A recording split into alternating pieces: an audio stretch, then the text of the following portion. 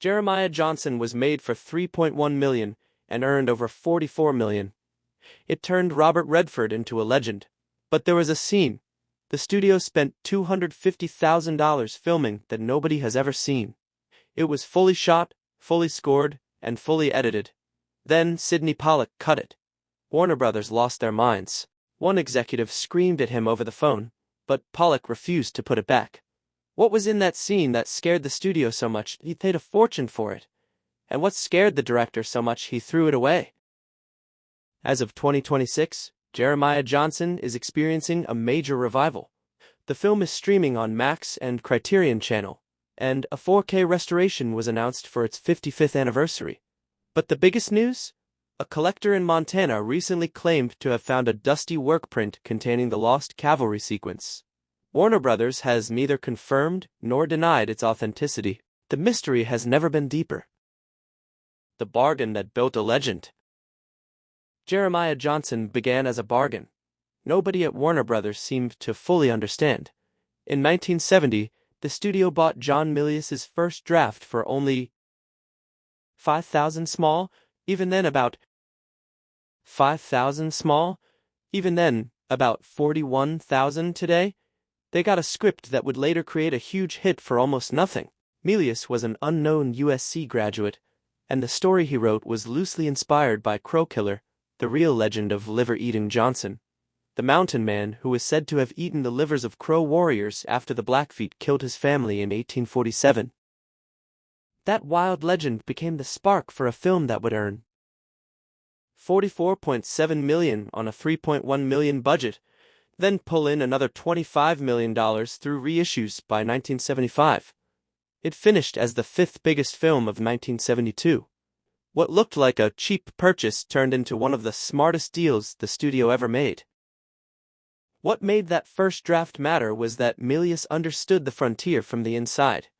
He trapped, hunted, and lived close to that rough world. The script had a raw, lived-in voice shaped by Carl Sandburg's poetry, hard, sudden, hitting like a hammer.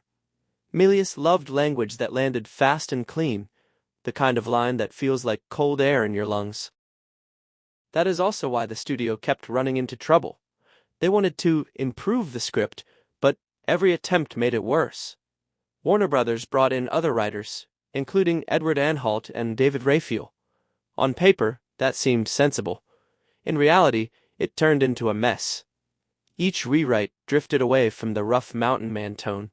The dialogue lost its bite. That is why Milius kept getting pulled back in. Again and again, the studio returned to the writer. It had undervalued because nobody else could match his strange, hard poetry. Even a line like Hatchet Jack's will carried that flavor. Hatchet Jack, do leaveth my bear rifle to whatever finds it. That could sound ridiculous in the wrong hands, but with Milius, it felt natural inside the film's world. By the end, Milius had earned around $80,000 to $90,000. Still, the whole thing embarrassed the studio. They had treated him like a cheap young writer, then spent months proving they could not do without him. And all of this happened while the film was preparing for production in Utah, where Redford and Pollack would soon face snow, budget pressure, and brutal conditions. At the heart of that script was a morality Milius never backed away from. He did not believe violence should come cheap. He believed it always demanded a price. Jeremiah Johnson shows that clearly. Johnson becomes involved in violence after passing through sacred Crow ground. His family is killed. He kills in return. The revenge grows, but it never gives him peace. This was not a Western where the hero cuts through enemies and rides away clean. It was a story where every step deeper into blood pushes a man further from home, from safety, and finally from himself. That made the film difficult for the studio to embrace, because the hero was not heroic in the easy Hollywood sense. Johnson is a former Mexican-American war veteran, but the film does not celebrate him as a simple frontier champion. Instead, it shows what happens when a man walks into a harsh land carrying old damage, then adds new damage on top of it. The two movies fighting inside one film. Jeremiah Johnson was really caught between two different movies. One version came from Crow Killer, a savage revenge story, the legend of Johnson's liver-eating rampage after his family's murder. The other came from Vardis Fisher's Mountain Man, which leaned towards survival, endurance, and the strange rhythms of wilderness life. Milius's early draft pushed harder toward the macho myth. Other writers added inner conflict and psychology. The script kept swinging between a revenge western and a meditative survival film. That tug-of-war never fully disappeared. But maybe that is exactly why the finished movie feels so unusual. It is not built like a straight line. It moves by mood, by weather, by quiet stretches, by sudden violence, by the daily rhythm of trapper life. It has wolf fights, forced marriage through tribal custom, long stretches of silence. Critics later noticed that Pollock softened Milius's harshest instincts. He pulled back from blood-soaked revenge and leaned into sorrow, distance, and emotional erosion. Instead of a pure revenge picture, the final film became something stranger and deeper. It let the violence stay, but made it feel heavy. It let the legend grow, but kept showing what that legend was doing to the man inside it. The stars that almost were. Long before the film reached that form, the project had changed hands several times. In the mid-1960s, executives first imagined Jeremiah Johnson as a vehicle for Lee Marvin. That rough face, worn-down toughness, a man who had already been through the worst. But Marvin never fully lined up with the role. Then, the studio looked at Clint Eastwood. Around 1969 to 1970, Warner Brothers wanted the film darker and more violent, and they also wanted Sam Peckinpah to direct. That combination sounds explosive even now. But once those two strong forces started pulling in different directions, the whole thing stalled. Peckinpah wanted something more raw, more brutal, more morally grim. Eastwood was thinking more carefully about his image and did not want the film pushed too far into ugly extremes. They could not get on the same page. Peckinpah walked away. Eastwood moved on to Dirty Harry, December 1971, and suddenly two future classics split apart from the same broken road. Redford himself came to the role with unusual clarity. When he first read Milius's script, he did not demand rewrites or special control. He simply said, "Yes, that matters."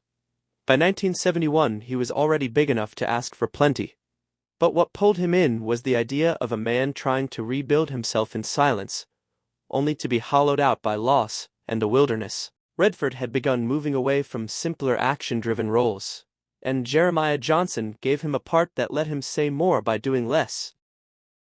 The shoot that almost killed the film. Then came the shoot, and that was its own battle. In early 1971, the crew filmed in Utah's Wasatch Mountains at high elevation, where the cold was a daily force pressing against everything. At night, temperatures dropped to -20 degrees Fahrenheit. Winds reached 50 miles per hour. Cameras were buried in snowdrifts overnight. 17 days were lost to weather delays. Art director Ted Howarth had already driven 26,000 miles scouting over 100 locations, including Mount Timpanogos and the Uinta National Forest. Even then, the mountain gave no mercy. 7 crew members suffered frostbite. One grip eventually lost fingertips to gangrene. Budget overruns kept climbing. On May 15, 1971, Pollock mortgaged his own house to help keep the film alive. In a chilling echo of history, the 2025 Utah wildfire season burned part of the Mount Timpanogos area, threatening the original filming locations. Preservationists scrambled to document the terrain before it was lost. Just moving equipment became a struggle. Snowmobiles had to haul gear 5 miles every day. Pristine snow created another strange problem. Once a take was done, footprints remained. If a shot got ruined, resetting was not always possible.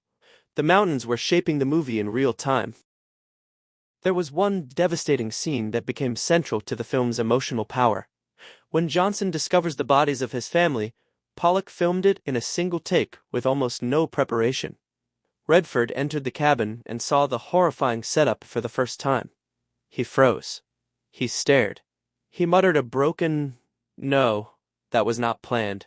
The shock feels real because a lot of it was real. That scene stayed in the film and became its emotional peak.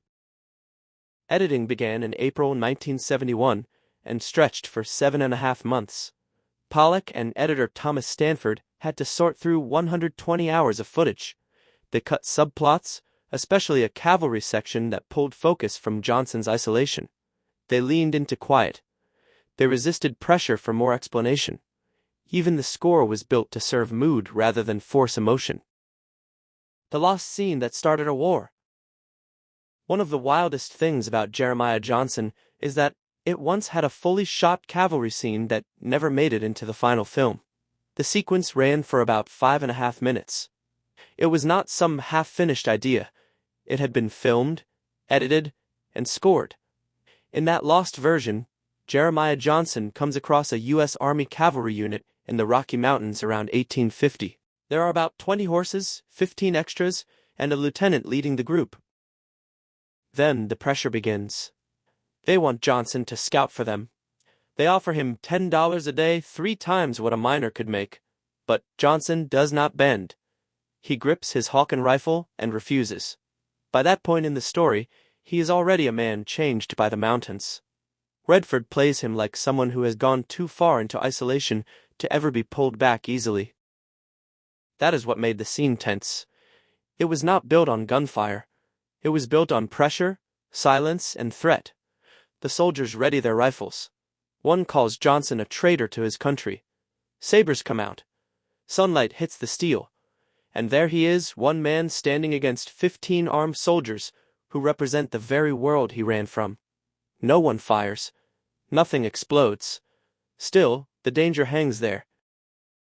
Warner Brothers spent about $250,000 on the sequence, roughly $10.50 a day each. The costumes took 3 weeks to sew. John Rubinstein even recorded a tense banjo score for it on March 15, 1972. This was not a small piece. It was expensive, polished, and ready. And yet, Pollock cut it anyway. Why the scene had to go? That decision came after test screenings in Denver on November 10, 1972. The response made something very clear. With the cavalry scene in place, the movie shifted in the audience's mind. What had felt like a quiet, personal survival story suddenly started to feel like a direct anti-military statement. Half the crowd at one screening included Vietnam veterans, and many pushed back. Some called it anti-American propaganda. Others said the emotional thread got lost. Instead of thinking about Johnson's pain, they got stuck on the cavalry and what it meant. Pollock saw the problem right away. He later said he chose intimacy over indictment, and that choice changed the film's legacy. The studio did not take that cut well. They had spent heavily on the sequence. Production had run from June 14 to October 3, 1971, across 98 Utah locations. Crew members hauled camera equipment by mule over mountain trails. The cavalry extras trained for 5 days in formation work at Fort Bridger. The horses were shipped from Wyoming. The wool jackets were custom-made, the brass buttons polished by hand. Post-production added even more cost by early November. About $80,000 had gone into post on that sequence alone. When Pollock cut it, Warner Brothers saw money being burned. Ted Ashley reportedly exploded over the phone, angry that a big action moment had been thrown away. Still, Pollock held his ground, and Redford backed him. Redford believed the scene made the army violence too obvious and heavy-handed. Pollock felt it broke the spell of the movie. Had the cavalry sequence stayed in, the film would have directly shown the army hunting native people and pushing Johnson into that conflict. It would have made the political message much louder. With it removed, the film keeps a distance, exactly why critics later described it as haunting rather than preachy. The legacy of a lost scene. Today, the lost cavalry scene has taken on legendary status.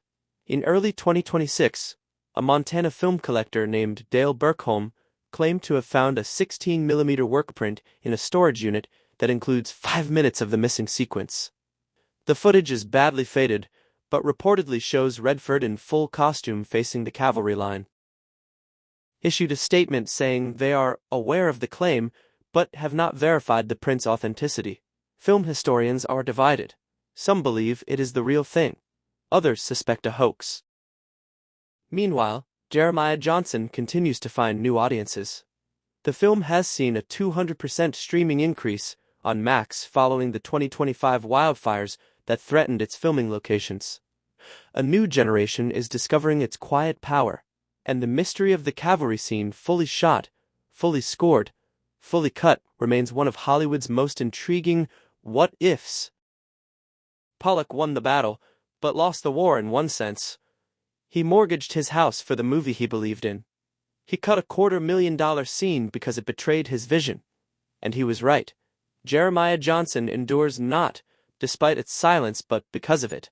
The film never tells you exactly what to think. It lets the violence be strange, sad, and hard to pin down. And in that distance, between what was filmed and what was shown, a legend was born. Subscribe to keep uncovering the truth behind Hollywood's lost legends. Thanks for watching.